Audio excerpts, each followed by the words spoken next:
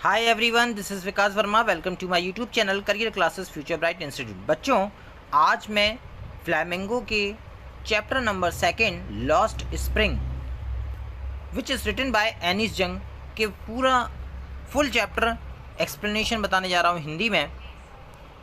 ये आपका क्लास 12 का चैप्टर नंबर 2 है। आइए हम इस स्टोरी को पढ़ने से पहले इसके समरी को जान लेते हैं कि इसमें ये स्टोरी जो लिखी गई है किसके बारे में लिखी गई है। तो देखिए, यहाँ पर एनिस जंग जो हमारी राइटर हैं वो क्या कह रही हैं कि लॉस्ट स्प्रिंग जो कहानी है वो हमारे भारतीय समाज की दो बड़ी समस्याओं के बारे में बताती हैं जिनका लेखिका ने अनुभव किया है। ये समस्याएं गरीबी और रूढ़ियां हैं जो भारत के कुछ भागों में अभी भी पाई जाती हैं। यह पाठ दो भागों में विभाजित है। पाठ का पहला भाग सीमापुरी के कचरा इकट्ठा करने वाले लोगों की दयनीय स्थिति को दर्शाता है और पाठ का जो दूसरा भाग है वो फिरोजाबाद के चूड़ी बनाने वालों की दयनीय स्थिति को दर्शाता है। इस प्रकार वे दिन रात चूड़ियाँ बनाने में अपने आँखों की रोशनी खो देते हैं। तो आइए हम इस चैप्टर के पैराग्राफ के माध्यम से समझते हैं कि क्या स्टोरी और क्या बात उन्होंने बताई है एनिस जंग जी ने। तो आइए देखते हैं हम पैराग्राफ नंबर 1। कभी इसमें लिखा है, sometimes I find a rupee in a garbage. कभी कभी मुझे कचरे में रुपए भी मिल जाता है। Why do you do this. अब देखिए, यहाँ पर एनी जंग जी उनसे कह रही है, उस बच्चे से जिसका नाम साहिब होता है, कि तुम यह क्यों करते हो। I ask Sahib whom I encounter every morning scrounging for gold in the garbage dumps of my neighborhood। मैंने यह साहिब से पूछा जिसे मैं रोज सुबह अपने पड़ोस के कचड़े में ढेर में सोना ढूंढते हुए देखती हूँ। Saheb left his home long ago. Saheb अपना घर बहुत पहले ही छोड़ चुका था। Set amidst the green fields of Dhaka his home is not even a distance memory. उसे अपने उस घर के बारे में कुछ भी याद नहीं है जो कि ढाका के हरे भरे खेतों के बीच था। There were many storms that swept away their fields and homes, his mother tell him। उसकी माँ उसे बताती हैं कई तूफानों ने की वजह से उनके घर और खेत नष्ट हो गए थे। That's why they left looking for gold in the city, big city where he now lives। इसी वजह से उन्हें घर छोड़ना पड़ता था और सोने की खोज में बड़े शहर आ गए जहाँ अब वे रहते हैं। I have nothing else to do, he mutters looking away। Sahib कहीं और देखते हुए बुदबुदाता है, मेरे पास कोई और काम करने के लिए नहीं है। गो to school, I said glibly, realising immediately how hollow the advice must sound. School जाओ, मैं लापरवाही से या आसानी से कहती हूँ, फिर तुरंत मुझे एहसास होता है कि मेरी सलाह कितनी खोखली प्रतीत होगी। There is no school in my neighbourhood, when they build one I will go. मेरे पड़ोस में कोई विद्यालय नहीं है, जब वे विद्यालय बना देंगे मैं चला जाऊंगा। If I start a school will you come. यदि मैं विद्यालय प्रारंभ करूं तो तुम आओगे। I asked half joking. मैंने कुछ मजाक में पूछा। यस ही से स्माइलिंग ब्रॉडली। हाँ, उसने मुस्कुराते हुए कहा। A few days later I see him running up to me. कुछ दिनों बाद मैं उसे दौड़ते हुए अपने पास आते हुए देखती हूँ। Is your schools ready.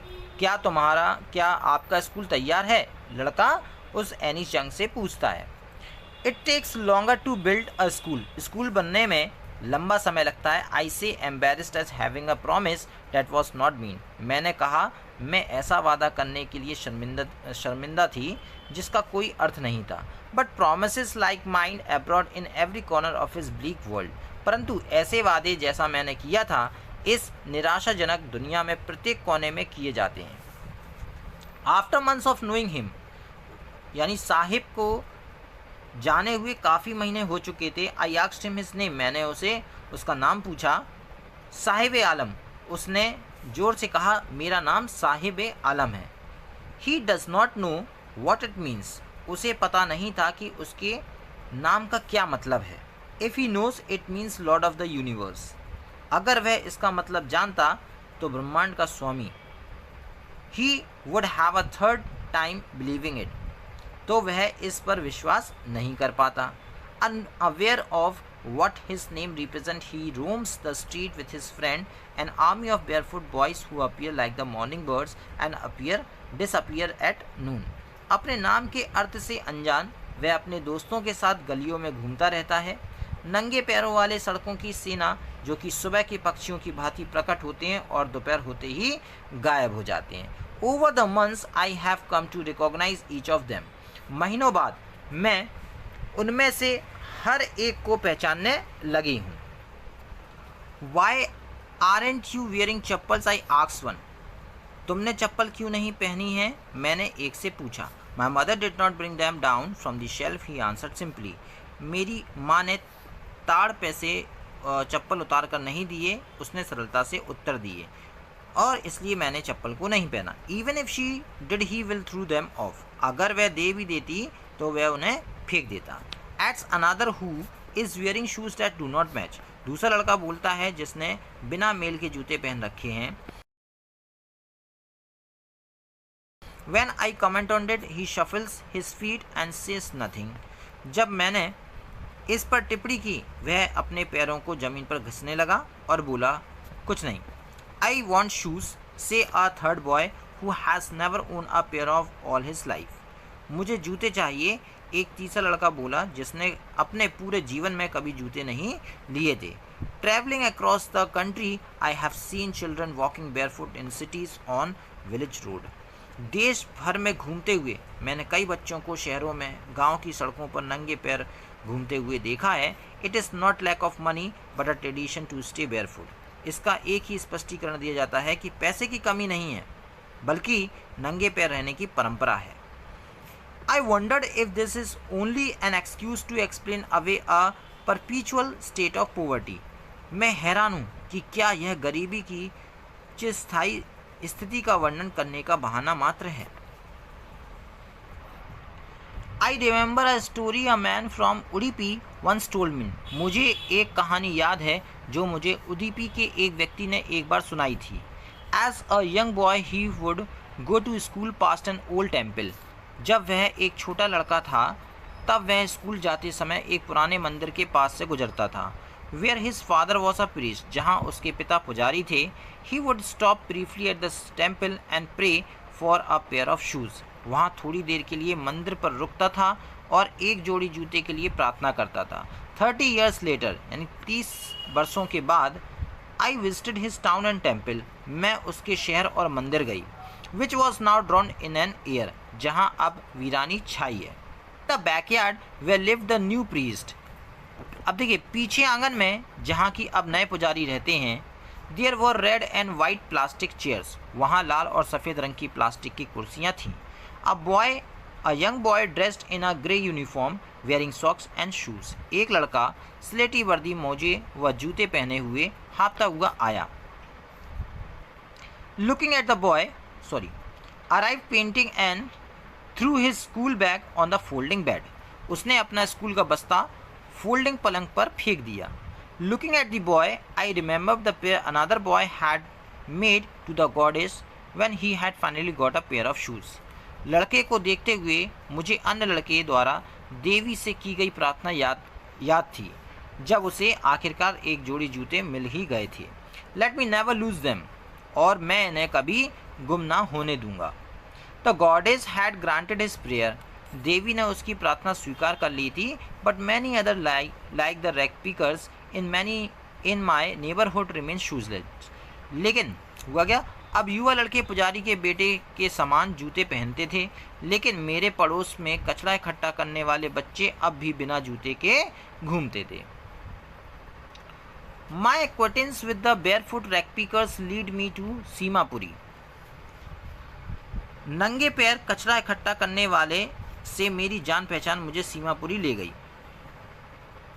A place on the periphery of Delhi yet miles away from it metamorphically। एक स्थान जो कि दिल्ली की सीमा पर है लेकिन अगर देखा जाए तो यह वहाँ से मीलों दूर है। Those who live here are squatters who came from Bangladesh back in 1971। यहाँ रहने वाले लोग अवैध निवासी थे जो 1971 में बांग्लादेश से आए थे। Sahib family is among them. उन्होंने वहाँ क्या साहिब की परिवार भी यहीं का था। In structures of mud with roofs of tin and tarpaulin, उन्होंने वहाँ कब्जा कर लिया था और साहिब का परिवार उनमें से बता रहे हैं कि एक था। और सीमापुरी जो था उस समय निर्जन स्थान हुआ करता था। In structures of mud with roofs of tin and tarpaulin, बता रहे हैं कि वहाँ पर क्या था, जिनकी छतें टीन और तिरपालों की है।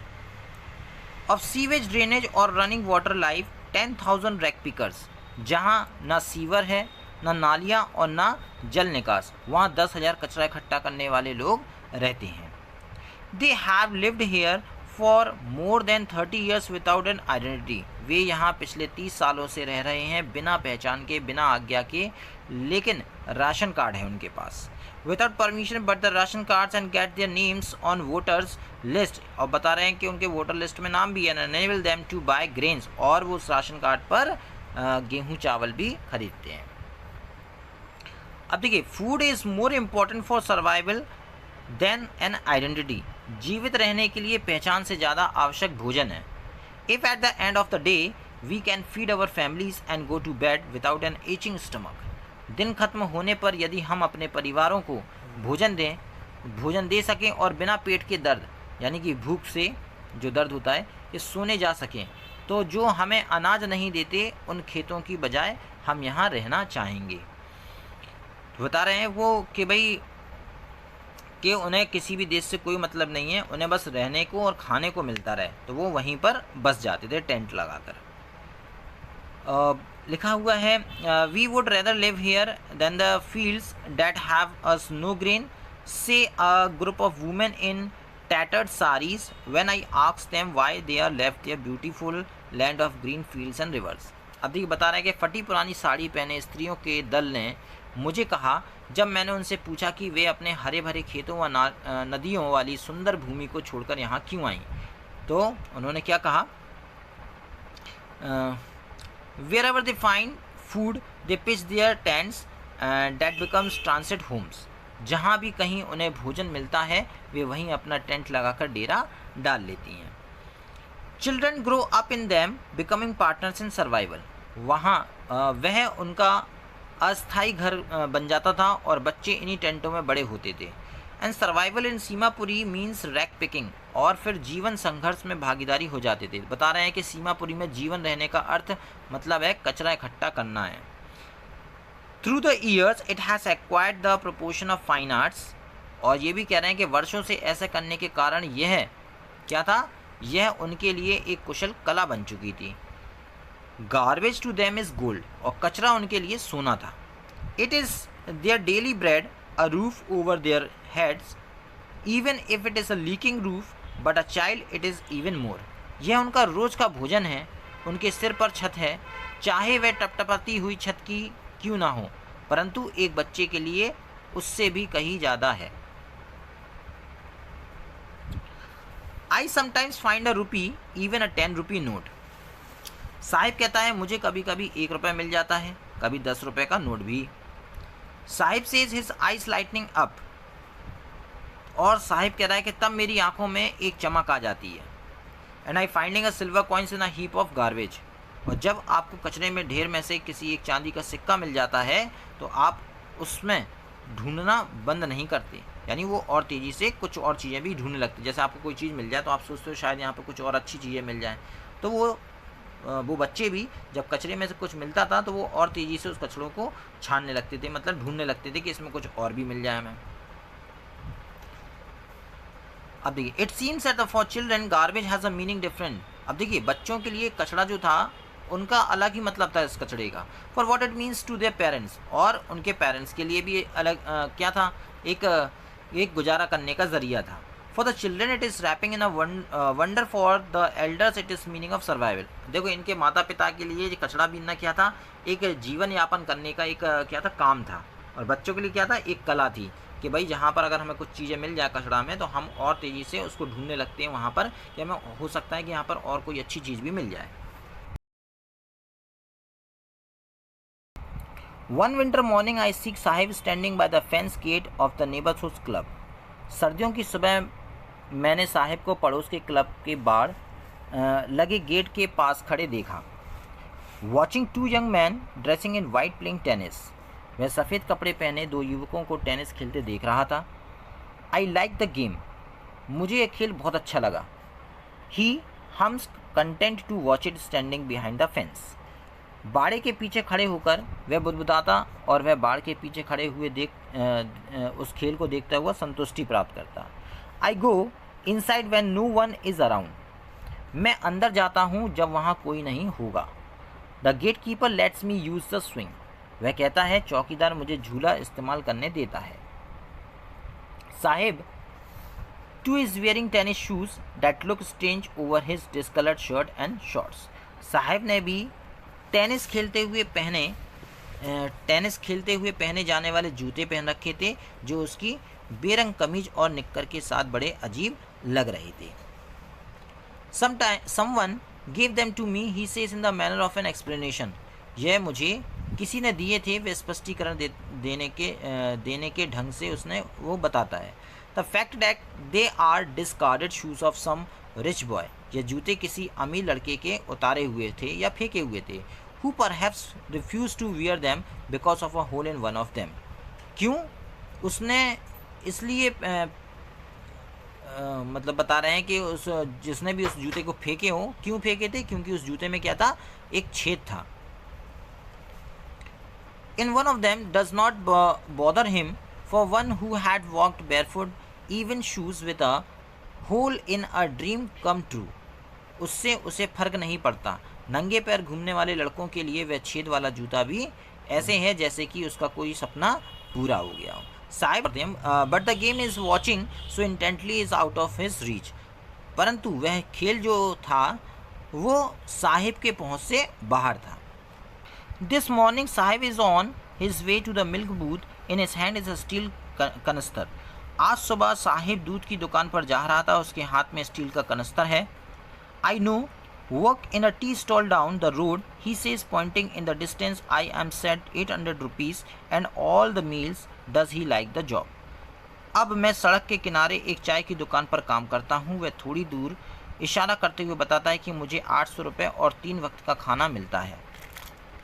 और I asked his face I see had lost the carefree look. अब देखिए बता रहे कि मैंने उससे पूछा, मैंने देखा कि उसके चेहरे से जो निश्चिंता थी, यानी कि जो चिंता रहती थी उसे, निश्चिंता के भाव खत्म हो गए थे. The steel canister seems heavier than the plastic bag he would carry so lighter over the shoulder. Steel का कनस्तर उसे प्लास्टिक के थैले से ज़्यादा भारी लग रहा था जिससे वह काफ़ी आसानी से अपने कंधों पर उठा लेता था.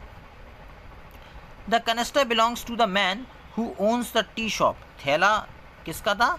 उस चाय वाले का था. कनस्तर उस व्यक्ति का था जो चाय की दुकान का मालिक था.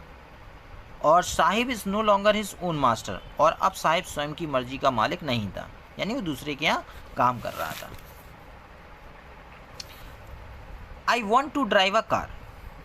अब देखिए यहाँ पर अब दूसरी इस कहानी का ये दूसरा पार्ट जो है वो स्टार्ट होता है. मैं कार चलाना चाहता हूँ. Mukesh insisted on being his own master. I will be a motor mechanic he announces. Mukesh अपना मालिक स्वयं बनने का हट करता है, यानी कि जिद करता है. मैं एक मोटर मैकेनिक बनूंगा. वह ये उस एनिस जंग से कहता है. Do you know anything about cars? I asked. मैंने उससे पूछा कि तुम कार के बारे में कुछ जानते हो? I will learn to drive a car he answers looking straight into my eyes. मैं कार चलाना सीख लूँगा, वह मेरी आंखों में देखते हुए उत्तर देता है. His dreams looks like a mirage amidst the dust of streets that fill his own Firozabad. मुझे उसका सपना धूल में भरी गलियों वाले फिरोजाबाद, जो कि फेमस फॉर इट्स बैंगल्स, जो कि किस लिए प्रसिद्ध है? चूड़ी के लिए प्रसिद्ध है. Every other families in Firozabad is engage in making bangles. मैंने देखा कि फिरोजाबाद में प्रत्येक के घर में क्या बन रही है? बैंगल्स बनती है. और फिरोजाबाद बैंगल्स के लिए यानी चूड़ी के लिए ही प्रसिद्ध है. It is a centre of India glass blowing industry they families have spent generations working around furnace weld welding glass making bangles for all the womens in the land it seems. Firozabad में हर दूसरा परिवार चूड़ियाँ बनाने का काम करता है। यह भारत के कांच धमन उद्योग का केंद्र माना जाता है। ऐसा लगता है कि यहाँ के परिवारों की अनेक पीढ़ियों ने भट्टियों के पास आसपास कार्य करके कांच तोड़कर देश की सभी महिलाओं के लिए चूड़ी बनाने में अपना जीवन बिता दिया है। Mukesh family is also amongst them. Mukesh का परिवार भी उनमें से एक है। One of them know that it is illegal for children like him to work in the glass furnace with high temperature in dingy cells without air and lights. उनमें से कोई भी यह नहीं जानता कि बच्चों का ऐसी उच्च तापमान वाली कांच तपाने की भट्टियों तथा अंधेरे कक्षों में इनमें न हवा है न जहां रोशनी आ सकती है कार्य करना एक गैर कानूनी है। यह कानून लागू हो जाए। अब यही बता रहे हैं यहाँ पर कि that the law if enforce could get him all those 20,000 children out of the hot furnace where they slogged their daylight hours, often losing the brightness of their eyes. अगर बता रहे हैं कि यदि यह कानून लागू हो जाए तो मुकेश व उसके साथ 20,000 बच्चों को उन गर्म भट्टियों से निकाला जा सकता है जहां वे दिन का समय परिश्रम करने में व्यतीत करते हैं। Mukesh eyes beams as they volunteer to make me home, which he proudly says it being rebuilt. Mukesh की आंखों में चमक आ जाती है जब वह मुझे अपने घर ले जाना चाहता है। He walked down, stinning, lanes choked with garbage, past homes that remain hoving with crumbling walls, wobbly doors, no windows, crowded with families of human and animals coexisting in primeval state. वह बड़े गर्व के साथ बताता है कि उसका घर पुनः बनाया जा रहा है। हम ऐसी गलियों से गुजरे जो कूड़े से अटी हुई है, जहाँ से बहुत तेज दुर्गंध आ रही है और जहाँ केवल गिरती हुई दीवारों वाली झोपड़ियाँ रह गई हैं। इनके दरवाजे जर्जर यानी कि टूटे फूटे हैं और या टूटने वाले हैं। खिड़कियाँ भी नहीं हैं जिनमें आदिम लोगों के समान जानवरों व मनुष्यों की भीड़ एक साथ रहती है। वह ऐसे ही एक घर के दरवाजे के बाहर रुका। He stopped at the doors of one such house, bangs a wobbly iron door with his foot and pushes it open. वह एक ऐसे दरवाजे के पास बाहर रुका और लड़खड़ाते हुए लोहे के दरवाजे को पैर से ठोकर मारता है। We enter a half-built shack. In one part of its hatch with dead grass is a firewood stove over which sits a large vessel of sizzling Spanish leaves. तथा उसे देखिए दरवाजे को लात मारता है और दरवाजे को खोल देता है। हम एक आधी बनी हुई झोपड़ी में प्रवेश करते हैं जिनके एक भाग में सूखी घास का छप्पर था और उसमें क्या हो रहा था, चूल्हे पर बड़े बर्तन पे गर्मागर्म पालक की पत्तियां पक रही थी। On the ground in large aluminium platters are more choppers vegetables. और ज़मीन पर एल्यूमिनियम की बड़ी थालियों में और सब्जी कटी हुई रखी थी। Africa young women is cooking the evening meal for whole family. एक बहुत ही दुबली पतली महिला पूरे परिवार के लिए शाम का खाना पका रही थी। Through eyes filled with smoke he smiles. धुएं से भरी आंखों से देखकर वह मुस्कुराई। और she is the wife of the Mukesh elder brother. वह मुकेश के बड़े भाई की पत्नी है। Not much older in years she had begin to command respect as a bahu. अब उसकी आयु अधिक नहीं है परंतु घर की पुत्र वधू होने के कारण उसे बहू के रूप में आदर सम्मान मिलने लगा है। अब देखिए, she was begin to command respect to a bahu, the daughter in law of the house already in charge of 3 mens. अब देखिए बता रहा है उस पर पहले ही 3 लोगों की जिम्मेदारी आ चुकी है, उसके पति मुकेश और उसके पिता, है ना। Mukesh and their father. Then the older man enters. She gently withdraws behind the broken walls and brings her wheel closer to her face. जब वृद्ध व्यक्ति घर में आता है तो वह बड़े आदर से टूटी हुई दीवार के पीछे वो महिला चली जाती है, यानी घूंघट कर लेती है ना, चेहरे पर घूंघट कर लेती है। और क्या करती है वो, as custom commands daughter-in-law must veil their faces before male elders. In his case, the elder in an impoverished bangle maker, despite long years of hard labor, find a first a tailor then a bangle maker. देखिए बता रहे हैं जैसा कि रिवाज है उनके यहाँ की घर की बहुओं को घर के बुजुर्ग के सामने घूंघट करना पड़ता है, यहाँ पर घर का बुजुर्ग गरीब चूड़ी बनाने वाला है। वह पहले क्या था, दर्जी था, कपड़े सिलता था, फिर वह चूड़ी बनाने का काम करने लगा और कई वर्षों के कठिन परिश्रम करने के बाद he had failed to renovate a house, send his 2 sons to school। अब देखिए वह अपने घर की मरम्मत नहीं कर सका, है ना, क्योंकि वो इतना पैसा कमा नहीं पाया, और ना ही वह अपने दोनों बेटों को स्कूल पढ़ाने भेज सका। All he has managed to do is teach them what he knows the art of making bangles। वह केवल उन्हें केवल एक ही चीज़ सिखा पाया था कि भाई चूड़ी बनाना, उसे पढ़ा लिखा नहीं पाया था, केवल उसे चूड़ी बनाना ही सिखा पाया था।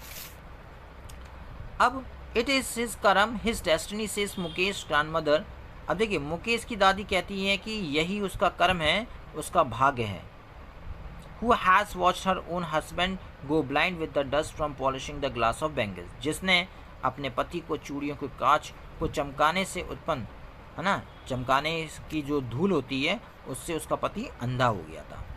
Can a God given lineage ever be broken। क्या ईश्वर ने जिस जाति में हमें पैदा किया है इसे छोड़ा जा सकता है। She implies born in caste of bangle maker they have seen nothing but bangles in the house, in the yard, in every other house, every other yard, every street in Firozabad. दादी के कहने का तात्पर्य यह है कि चूड़ी बनाने वालों की जाति में पैदा होकर उन्होंने घर में, आंगन में, हर दूसरे घर में, हर दूसरे अहाते में, फिरोजाबाद की हर गली में चूड़ियों के अतिरिक्त कुछ नहीं देखा है। Spirals of bangles, sunny gold, paddy green, royal blue, pink, purple, every color born out the 7 colors of the rainbow lie in mouths of unkempt yards are piled on 4-wheeled handcarts pushed by young men along the narrow lanes of the shanty town। चूड़ियों के गुच्छे उजले सुनहरे धान जैसे हरे गहरे नीले गुलाबी बैगनी इंद्रधनुष के सातों रंग से उत्पन्न होने वाले प्रत्येक रंग के बिना सवरे। अब देखिए बताया जा रहा है कि and in the dark humbrels next to the lines of the flames of flickering oil lamps sit boys and girls and their fathers and mothers welding pieces of color glass into circles of bangles।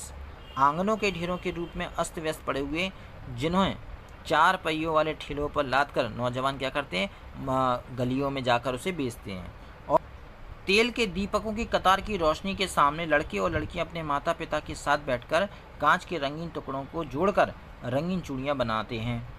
Their eyes are more adjusted to the dark than to the light outside। उनकी आंखें बाहर के प्रकाश की वजह अंदर के अंधेरे की आदी हो चुकी हैं। That is why they often end up losing their eyesight before they become adult। यही कारण है कि वे जब वयस्क मतलब कि जब वो बड़े होते हैं तो उनके जैसे जैसे बड़े होते हैं तो उनकी पूर्वी आँखों की रोशनी भी धीरे धीरे कम होती जाती है। Savita, a young girl in a grape pink dress, sits alongside an elderly woman soldering pieces of glass। Savita एक युवा लड़की है जिसने फीके गुलाबी रंग के कपड़े पहन रखे हैं, एक बड़ी उम्र की महिला के साथ बैठी है। And her hands move mechanically like the tongues of a machine. और कांच के टुकड़ों को जोड़ रही है जिससे उसके हाथ जो है बिल्कुल मशीन की तरह चल रहे हैं। I wondered if she knows the sanctity of the bangles she helps make. मैं आश्चर्यचकित हूँ कि वह जिन चूड़ियों को बनाने में सहायता कर रही है, it symbolise an Indian women suhag. क्या उसे उन चूड़ियों की पवित्रता का पता है? यह भारतीय नारी के सुहाग होता है ना। ऑस्पिशियस यानी कि सौभाग्य की बात है भाई। इन मैरिज के शादी के दिन पहनी जाती है, जो शादीशुदा होती हैं वो महिलाएं उनको पहनती हैं। It will dawn on her suddenly one day when her head is strapped with a red wheel, her hands tied red with henna. सौभाग्य का प्रतीक मानी जाती हैं, विवाह में शुभ मानी जाती हैं, किंतु एक दिन उसे यह सब पता चल जाएगा। She will then become a bride. जब उसके सिर पर लाल चुनरी उड़ाई जाएगी, उसके हाथ में लाल मेहंदी लगाई जाएगी और लाल चूड़ियाँ उसकी कलाई में पहनाई जाएगी, तब वह दुल्हन बन जाएगी। She will become a bride like the old women besides her who became one many years ago. अपने साथ बैठी बूढ़ी औरत के जैसे जो कि बहुत सालों पहले बनी थी। She still has bangles on her wrist but no lights in her eyes. उसकी कलाई में चूड़ियाँ तो थीं लेकिन उसकी आंखों में रोशनी नहीं थी। अब देखिए वो क्या कह रही है, एक वक्त शेर भर खाना भी नहीं खाया। ये क्यों कहा गया, एक वक्त शेर भर खाना नहीं खाया गया? वह खुशी आवाज़ में कहती है। कौन सी महिला? जिसकी आंखों की रोशनी कम हो गई है। She says in a voice train of a joy, खुशी से कह रही है वो महिला, she has not enjoyed even one full meal in her entire life, यानी उसने पूरे जीवन में भरपेट कभी खाना नहीं खाया। That's what she has repeated her husband an old man with a flowing beard says I know nothing except bangles. उसने अपने पूरे जीवन में कभी पेट भर खाना नहीं खाया, यही तो उसने अपने जीवन में क्या प्राप्त किया है। उसका पति एक लंबी दाढ़ी वाला बूढ़ा व्यक्ति कहता है, मैं चूड़ियों के अतिरिक्त कुछ और नहीं जानता। All I have done is make a house for the family to live in, मैंने केवल इतना किया है कि अपने परिवार के रहने के लिए एक घर बना दिया है। देखिए बताया जा रहा है कि गांव में जिसका घर बना होता है उसको सबसे मतलब कि भाग्यशाली माना जाता है। Hearing one wonder if he has achieved what many have failed in their life time, उसकी बात सुनकर लगता है कि उसने वह उपलब्धि प्राप्त कर ली है जो कई लोग अपने पूरे जीवन काल में नहीं कर पाए हैं। He has roof over his head, उसके सर पर छत है। The cry of not having money to do anything except carry on the business of making bangles, not even enough to eat rings in every home। बताया जा रहा है कि चूड़ियाँ बनाने के काम जो जारी रखने के अतिरिक्त और कोई भी काम करने के लिए धन ना होना, पर्याप्त मात्रा में खाना ना होना, हाँ होने का शोर लगभग हर घर में आता है ना। The young man echo the laments of their elders, युवक बड़े की भांति प्रलाप करते हैं। Little has moved with time it seems in Firozabad, ऐसा लगता है कि फिरोज़ाबाद के समय में के साथ कुछ नहीं बदला है। Years of mind numbing toil have killed all initiative and the ability to dream, वर्षों से दिमाग को शून्य कर देने वाले परिश्रम के कारण न में स्वयं कुछ करने या सपना देखने की योग्यता का अंत हो गया था। यानी वहाँ के लोग कुछ इससे ज़्यादा कुछ सोच ही नहीं पाते थे, उन्हें बस चूड़ी दिखती थी। Why not organize yourself into a cooperative? आप लोग अपने आप को सहकारी समिति में संगठित क्यों नहीं कर लेते? I asked a group of young men who have fallen into the vicious circle of middlemen who trapped their fathers and forefathers। मैंने उन युवकों से कहा जो बिचौलियों के विषम जाल में फंसे थे, जिन्होंने उन युवकों के बाप दादाओं को भी फंसाया था। Even if we get organized, we are the ones। उन्होंने कहा अगर हम संगठित हो भी जाते हैं तो who will be halted up by the police, तो पुलिस हमें पकड़कर घसीटते हुए ले जाएगी, है ना। beaten and dragged to jail for doing something illegal, मारेगी पीटेगी और अवैध कार्य करने के लिए हमें जेल में डाल देगी। there is no leader among them, no one could help them see things differently, उनमें से कोई उनका नेता नहीं है जो कि उनका चीज़ों के प्रति नज़रिया बदल सके। They talked endlessly in the spiral that moves from poverty to apathy to greed and to injustice। अब बताया जा रहा है यहाँ पर कि उनके पिता भी उनकी ही भांति थक चुके थे। निर्धनता से भावहीनता और भावहीनता से लालच और फिर अन्याय के बारे में उनकी कभी न खत्म होने वाली बातें बढ़ती जाती हैं। Listening to them, I see two distinct worlds, one of the family caught in web of poverty।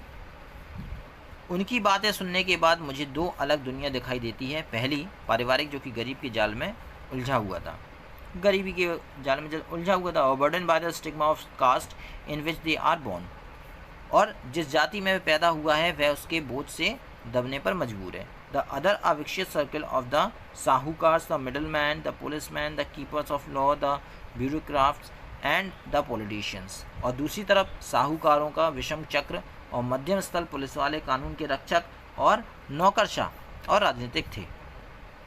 Together they have imposed the baggage on the child that he can not put down, सभी ने मिलकर बच्चों पर ऐसा बोझ डाल दिया है जो चाहकर भी वे कभी उतार नहीं सकते। Do to anything else would means to dare and daring is not part of the growing up, इससे पहले कि वो इन सबको या इन सब के बारे में जान पाए वह उसे इतनी ही सरलता से स्वीकार कर लेते जितना कि उनके पिता ने किया था। अब देखिए, when I sense a flash of its Mukesh I am cheered. अब देखिए, जब वो किसके बारे में बात कर रही है, मुकेश के बारे में, कि जब मुकेश की आंखों में जब वो चूड़ी ना बनाने की चाह देखकर मोटर मैकेनिक बनने की चाह देखती है तो राइटर बड़ी खुश होती हैं। I want to be a motor mechanic, he repeats. तो मुकेश क्या कहता है कि मैं दोबारा दोहरा कर कहता है कि मैं मोटर मैकेनिक बनना चाहता हूँ। He will go to a garbage and learn, मैं गैराज जाऊँगा और सीखूँगा। लेकिन but the garbage is long way from his home, garage जो था उसके घर से काफ़ी दूर था। आई विल वॉक ही, तो मैं पैदल चला जाऊँगा, वह कहता है। तो do you also dream of flying a plane, तो वह जिद करता है कि मैं मोटर मैकेनिक ही सीखूँगा। तो वहाँ पर राइटर कहती हैं कि क्या तुम हवाई जहाज़ उड़ाने का भी सपना देखते हो। ही सडनली साइलेंट, वो शांत हो जाता है, फिर कहता है नहीं।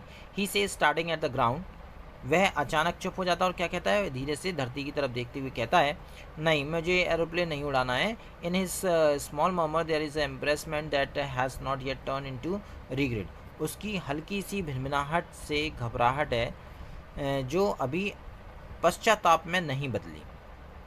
He is content to dream of cars and he sees hurtling down the streets of his town. He few aeroplanes fly over Firozabad, वह शहर की सड़कों पर तेजी से दौड़ती कारों को देखकर उनका सपना देखने से ही संतुष्ट है।